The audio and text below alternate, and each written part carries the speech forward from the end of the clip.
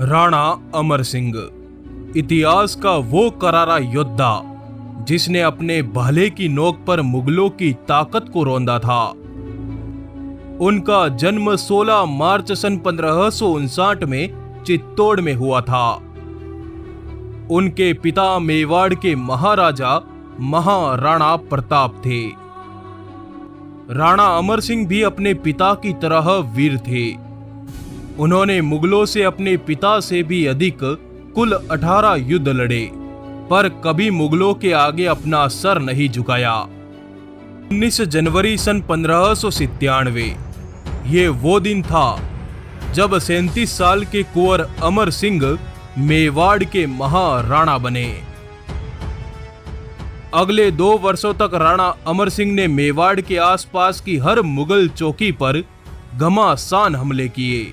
राणा अमर सिंह ने समग्र मेवाड़ में मुगलों के विरुद्ध ऐसा दिग्विजय अभियान चलाया कि मुगलों का मेवाड़ में रहना दुश्वार कर दिया। महाराणा प्रताप की मृत्यु के बाद एक बार पुनः अकबर ने मेवाड़ में अपने लश्कर उतारने शुरू किए। अकबर ने अपने बेटे जहांगीर और आमेर के मान सिंह के नेतृत्व में एक विशाल फौज मेवाड़ भेजी। 16 सितंबर सन 1599 की सुबह शाही फौज ने मेवाड़ पर चढ़ाई कर दी और अमर सिंह द्वारा जीते हुए सभी इलाकों पर पुनः कब्जा जमा लिया। मान सिंह ने मुगल फौज को अलग अलग थानों पर बिखेर दिया। अमर सिंह के पास मात्र 5000 सेना थी, जबकि सामने 40,000 मुगलई फौज। ऐसी स्थिति में राणा अमर सिंह ने रात्रि में घात लगाकर एक एक मुगल थाने पर अचानक हमले करने शुरू कर दिए। साथ ही इन थानों पर तैनात समस्त मुगल सैनिकों को मार देते। अमर सिंह के इन अचानक हमलों से भयभीत होकर जहांगीर अपनी सेनाओं के साथ वापस अजमेर चला गया और वहां से सीधे बंगाल की तरफ निकल गया। इस वक्त अकबर अपने जीवन के अंतिम पड़ाव पर था, फिर भी उसके दिमाग से मेवाड़ विजय का भूत नहीं उतरा। बुढ़े हो चुके अकबर ने ईस्वी सन 1603 में अंतिम बार मेवाड़ पर मुगल लश्कर को भेजा। इस बार पुनः जहांगीर को मेवाड़ विजय का मौका दिया गया, पर वो पिछली बार की तरह अजमेर में ही रुक गया और आमेर के कछवाहों के भरोसे अपनी सेना को मेवाड़ भेज दिया।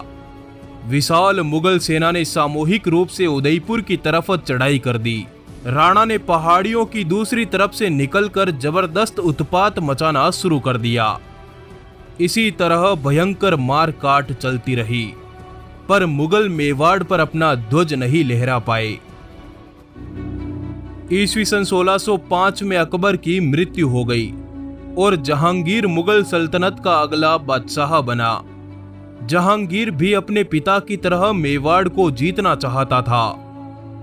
उसने मेवाड़ पर मुगलिया ध्वज लहराने की कसम खाई।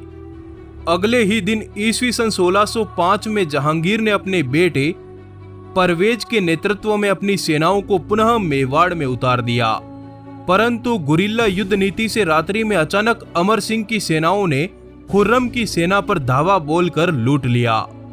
मुगल सेनाएं तीतर बीतर होकर भाग छूटी। जहांगीर का पहला अभियान पूर्णतः विफल हो गया, जिसके 3 साल बाद सन 1608 में जहांगीर ने एक बार पुनः महाबत खान के नेतृत्व में अपनी सेनाओं को मेवाड़ विजय पर भेजा। महाबत खान ने मेवाड़ में घुसते ही मंदिरों को तोड़ना शुरू किया। भयंकर मारकाट मचाते महाबत खान अपनी सेनाओं सहित गिरवा के पर्वतों पर पहुंच आया। राणा अमर सिंह अपनी सेनाओं के साथ गिरवा घाटी के चारों तरफ फैल गए। बेखौफ मुगल सेना पर अचानक हमला हुआ, जिससे मुगल सेनाएं रफू चक्कर होकर आगरा की तरफ भाग छूटी। बार बार की शिकस्त से जहांगीर गुस्से से लाल हो रहा था, परंतु फिर भी उसने मेवाड़ पर अपने बर्बर अभियान जारी रखे। इसी कड़ी में अगली बार अब्दुल्ला खान को 25,000 की सेना के साथ मेवाड़ में उतारा गया, परंतु अब्दुल्ला बड़ा कमजोर सिद्ध हुआ। वो गया तो पूरे लाव लश्कर के साथ, परंतु आया खाली हाथ, क्योंकि राणा अमर सिंह की सेना ने उसके हथियार और रसद का सामान लूटकर उसे अजमेर तक दौड़ा दौड़ा कर खदेड़ा। जब सारे प्रयास विफल हो गए तो जहांगीर ने अंत में मेवाड़ विजय का कार्य अपने हाथों में लिया। वो अपने समस्त सेनापतियों के साथ अजमेर आ धमका। अब जहांगीर ने मेवाड़ के साथ आर पार की लड़ाई करने की ठान ली। उसने भारत भर में फैली अपनी तमाम फौजों को अजमेर में इकट्ठा कर लिया और अत्यंत विशाल मुगलिया फौज को एक साथ सामूहिक रूप से मेवाड़ में उतार दिया। इस बार उसने अपने पुत्र खुर्रम को 50,000 की विशाल मुगल फौज के साथ मेवाड़ की तरफ भेजा। खुर्रम अपने खूनी लश्कर के साथ निकल पड़ा मेवाड़ को विजयी करने। 50,000 जंगी सवारों के साथ मुगल बेड़े ने मेवाड़ की आबादियों को बर्बाद करना शुरू किया। खुर्रम बड़ा ही चालाक और युद्ध नीति का महारथी था। उसने अपनी विशाल सेना को 4 दिशाओं से मेवाड़ में उतारा और जिस जगह अमर सिंह और उनकी सेना का जमावड़ा था उसे चारों तरफ से घेर लिया। खुर्रम की सेना का एक हिस्सा मेवाड़ में कत्लेआम पर उतर आया। मेवाड़ी औरतों को गुलाम बनाकर बेचा जाने लगा। सेना का दूसरा हिस्सा मंदिरों के विध्वंस पर उतर आया। साथ ही फसलों को जलाकर बर्बाद कर दिया गया। मुगलों की तरफ से ये आर पार की लड़ाई थी। मंदिरों, भवनों और हिंदू माताओं की आबरू को बचाते वो 5,000 राजपूत 50,000 सेना के सामने कम पड़ गए। आधी जनता को इस खूंखार सेना से बचाकर सुरक्षित स्थान पर पहुंचा दिया गया, परंतु उस बेरहम सेना ने आधे मेवाड़ को जलाकर राख कर दिया। 3 पीढ़ियों से मेवाड़ और मुगलों का संघर्ष जारी था। राणा अमर सिंह अकेले बड़ी बड़ी ताकतों से लोहा ले रहे थे। किसी अन्य हिंदू राज्य ने उनका साथ नहीं दिया। वो अकेले हिंदुस्तान के दुश्मनों से लड़ते रहे।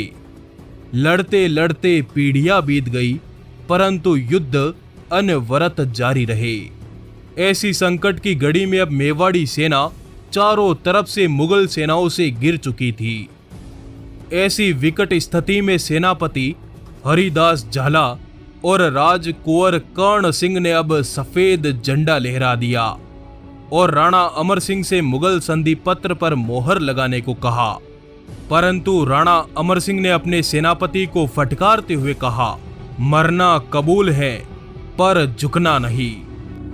राणा का तो लोहे सा जिगर था, पर मेवाड़ी सरदारों ने राणा को समझाते हुए कहा, आज हम सब लड़ते लड़ते मिट जाएंगे। पूरा सूर्य वंश इस युद्ध में खप जाएगा। कल पूरा मेवाड़ मुगल सत्ता के अधीन आ जाएगा। समग्र मेवाड़ से हिंदुत्व का नामो निशान मिटा दिया जाएगा। इन सभी बातों को ध्यान में रखकर 5 फरवरी सन 1615 को मेवाड़ की तरफ से युद्ध विराम का एक संधि पत्र शहजादे खुर्रम को लिखा गया। खुर्रम उस समय गोगुंदा के इलाके में भयंकर मारकाट कर रहा था। जब उसे संधि पत्र मिला तो उसने अपनी तलवार को विराम दे दिया और तुरंत ही यह संधि पत्र दिल्ली के बादशाह जहांगीर तक पहुंचा दिया गया। इस संधि के बाद राणा अमर सिंह पूरी तरह से टूट गए। ईस्वी सन 1615 में राणा अमर सिंह ने अपनी राज सत्ता का त्याग कर इसे अपने पुत्र कर्ण सिंह के हवाले छोड़ दिया और खुद जंगलों में चले गए। अगले 5 सालों तक अमर सिंह को मुगलों से संधि कर लेने पर इतना अधिक दुख हुआ कि उनके हृदय पर आघात हुआ, जिससे सन 1520 में राणा अमर सिंह की मृत्यु हो गई।